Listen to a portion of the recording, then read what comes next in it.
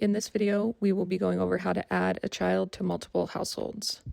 Some examples of this would be a child that lives with mom, but dad is still involved. Another would be a child that is living with a foster family, but the parents are still involved. For this training video, we'll be using the first example and adding mom, dad, and the child. From here, we're going to go up to contacts. We're going to go over here to new. Next. This is going to be exactly the same as before when adding a client. Let's go ahead and add the mom. She's working with Beacon Hill.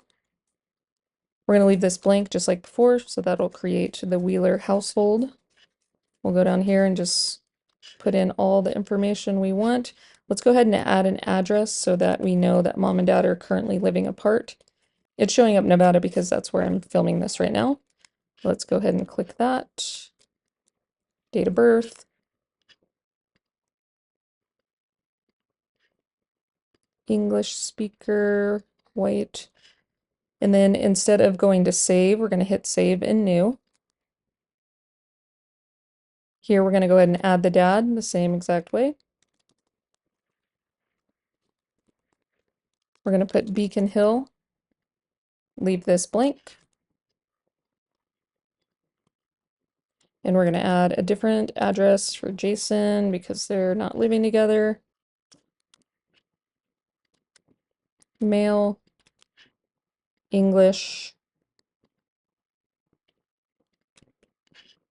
Okay, and one more time, hit save in new. Here we're going to add the child. This is going to look almost identical to the previous clients that we added, except for a few things. So we're going to go here and add Brady, and he has mom's last name. Here, you're going to want to hit child. He's Beacon Hill.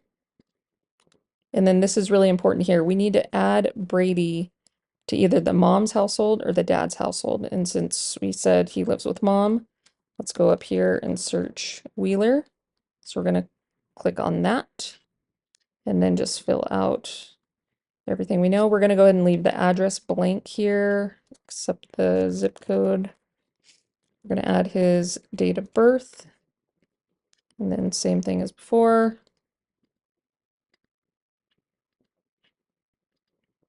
And then now we're done adding everyone. If they had a couple more kids, you could just hit save and new and repeat this process. But we're going to go here and click save. It'll automatically just take you back to Brady's contact, but we're going to go up here and we could see these 3 contacts we just created. So let's go ahead and click on the Wheeler household. This is mom. Over here, you could see that Brady, the child, is in her household. If we go back to dad's household, you won't see anything other than Jason.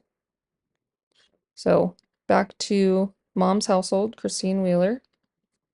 And there's a few things we're going to want to do over here. So let's go to Brady's contact and we're going to go to edit relationship.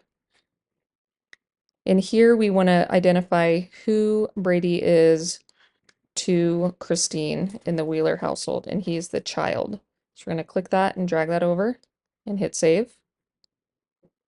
Okay, then we're going to go back to dad's household, Jason, the John's household.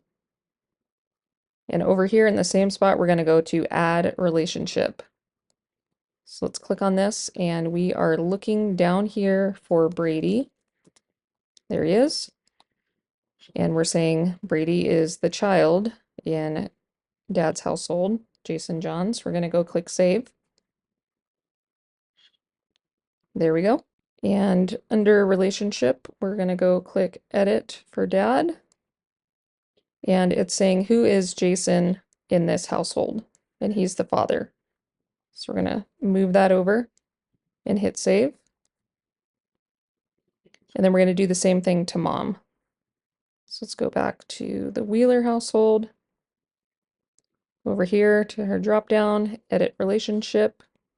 And you can see mother's here. If you hover over that, you'll see that. We're going to add that and hit save. All right, so last thing, we're just going to double check that everything is looking good. So if we go into Brady's contact, the child. So if we go over here, we can see that he is the child in each of these households and that he is currently with mom in the Wheeler household.